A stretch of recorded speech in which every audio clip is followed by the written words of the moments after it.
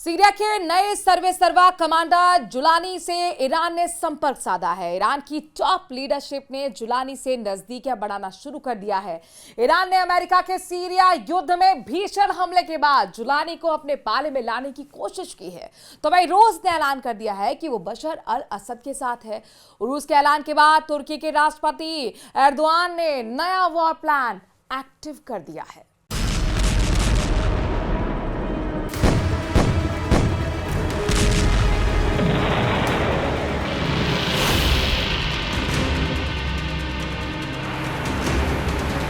Праздника вас! С Днем Великой Победы! Ура!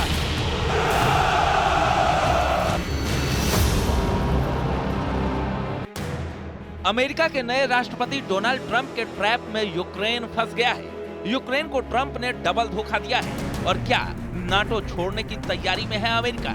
और सबसे बड़ा सवाल, क्या 1000 दिनों से चले आ रहे युद्ध का अब अंत होने वाला है?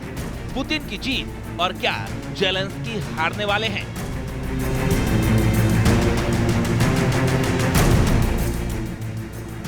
इन तस्वीरों में रूस यूक्रेन जंग से जुड़ी ऐसी खबर है जिसका सबसे ज्यादा इंतजार राष्ट्रपति पुतिन कर रहे थे। यकीन करना मुश्किल है, लेकिन अमेरिका के नवनिर्वाचित राष्ट्रपति डोनाल्ड ट्रंप ने ऐलान कर दिया है कि वो नाटो संगठन से अमेरिका को अलग करना चाहते हैं। यानी अब अमेरिका नाटो में शामिल नहीं होना चाहता है। नाटो और जेलेंस्की ने जब से ये ऐलान सुना है, तब से उन दोनों के होश फाख्ता हो गए हैं। ट्रंप ने अपने डबल ट्रैप से यूक्रेन और नाटो को चारों खाने चित कर दिया है। हम आपको पूरी खबर दिखाने जा रहे हैं कि आखिर ट्रंप अचानक इतना बड़ा फैसला कैसे ले लिया। इस फैसले से निश्चित हो गया है कि पुतिन जंग जीतने जा रहे हैं और जेलेंस्की जंग बुरी तरह से हारने जा रहे हैं।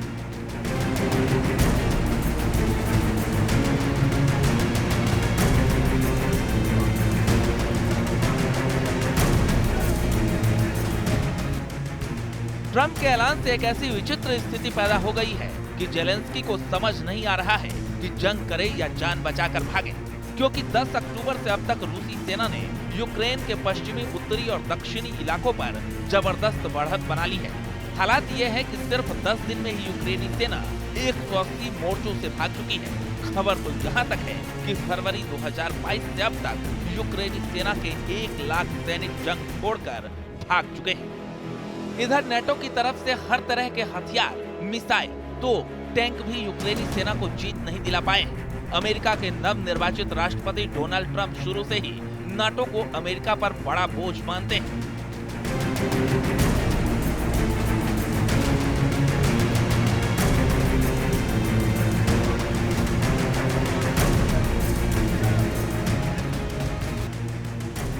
डोनाल्ड ट्रंप ने 8 दिसंबर को चेतावनी देते हुए ऐलान किया है, तत्काल युद्ध विराम होना चाहिए। ट्रंप ने भड़कते हुए कहा है कि नाटो अमेरिका पर बोझ बन चुका है। नाटो की वजह से अमेरिका को जंग में अरबों डॉलर के हथियार और पैसा खर्च करना पड़ रहा है।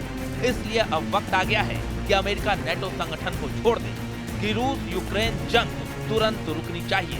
1000 दिन से चल रहा युद्ध सिर्फ पागलपन है। रूस और यूक्रेन दोनों ने एक ऐसे युद्ध में सैकड़ों हजारों सैनिकों को खो दिया है।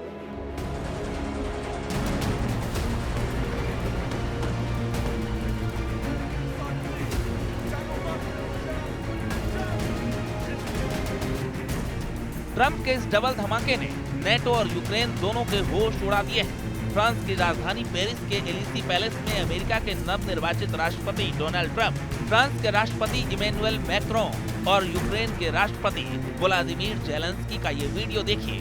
दावा किया जा रहा है इसी मीटिंग में ट्रंप ने जेलेंस्की से दो टूक कह दिया है कि वो यूक्रेन में उसका साथ नहीं दे पाएंगे। ट्रंप ने साफ कहा कि वो यूक्रेन को रूस के साथ युद्ध विराम अब हर हाल में करना होगा। ट्रंप और जेलेंस्की के बीच पेरिस में 35 मिनट तक मीटिंग हुई।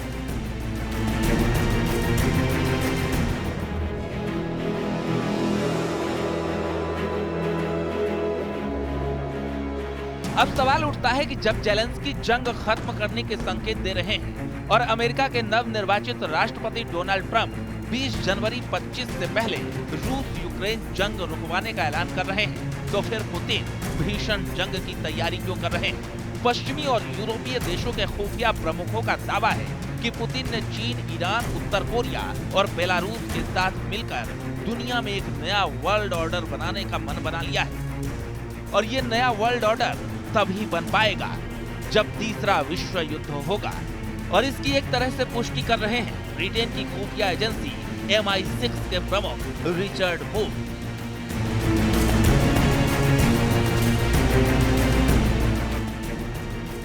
अब आप जान लीजिए ब्रिटेन की विदेशी खुफिया सेवा के प्रमुख रिचर्ड मूर ने क्या दावा किया है। MI6 के प्रमुख रिचर्ड मूर ने डंके की चोट पर कहा, रूस यूक्रेन पर इसलिए बड़े और घातक हमले इस वक्त कर रहा है ताकि जंग रुकने की बजाय तेज हो। रूस इसलिए यूक्रेन पर हाइपरसोनिक और बैलिस्टिक मिसाइलों से हमला कर रहा है ताकि नेटो देशों को रूस से सीधी जंग करनी पड़े।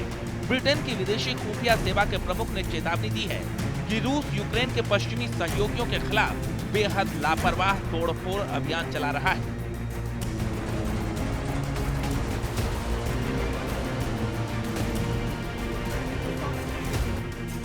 इधर दूसरी तरफ उत्तर कोरिया के सैनिकों ने आधिकारिक तौर पर यूक्रेन पर बड़ा हमला कर दिया है। लगभग 12,000 यूक्रेनी सैनिक रूस के कुर्स्क से पूर्वी यूक्रेन पर हमला कर रहे हैं। जानकारी के मुताबिक हर दिन यूक्रेन के 1100 सैनिक रूस और उत्तर कोरिया के सैनिकों के हमले में मारे जा रहे हैं।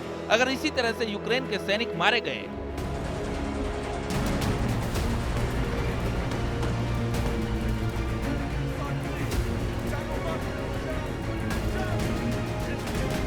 तो पूर्वी यूक्रेन में महज 10 दिन के अंदर यूक्रेनी सैनिकों का सफाया हो जाएगा। ऐसे हालात में आप अंदाजा लगाइए कि जब 20 जनवरी 2025 को ट्रंप ओवल ऑफिस में राष्ट्रपति बनकर कुर्सी संभालेंगे, तब तक तो रूस और उत्तर कोरिया मिलकर यूक्रेन को तबाह कर डालेंगे। ट्रंप वैसे भी नेटो से खफा रहते हैं।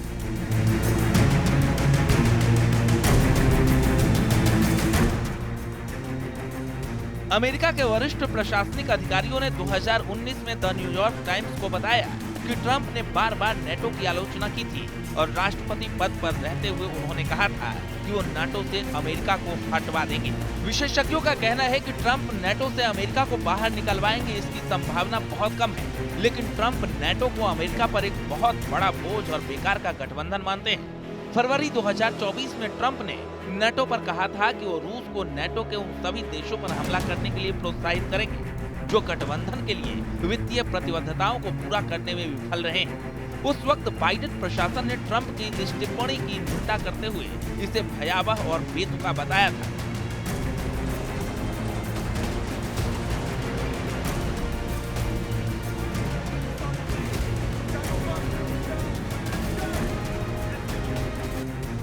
अब ऐसे हालात में आप अंदाजा लगा सकते हैं कि यूक्रेन के पास सिर्फ एक चारा बचा है, रूस के सामने सरेंडर करने का।